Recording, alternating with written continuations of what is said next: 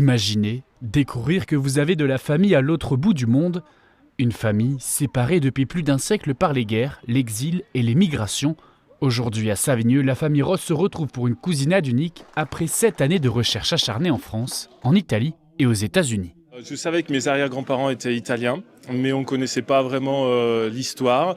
Et finalement, mon papa s'est retrouvé en possession il y a quelques années de lettres qui étaient écrites en italien et que recevait mon arrière-grand-père.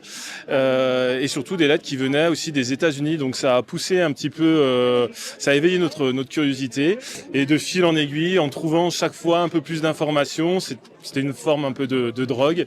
Et du coup, on ne sait plus s'arrêter et puis on pousse toujours un peu plus loin, quoi. Ce travail de mémoire a donné naissance à un livre de 655 pages retraçant l'histoire complète de la famille Ross. Une histoire intime mais aussi universelle, celle de familles séparées par l'histoire avec un grand H et réunies aujourd'hui par la mémoire. Je suis très émotionné parce que cette cousinade est très importante. Moi, j'ai beaucoup de soins pour les relations sociales.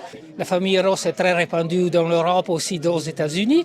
Et donc, c'est très important d'avoir de nouvelles relations. À Savigneux, les frontières s'effacent et les liens se reforment.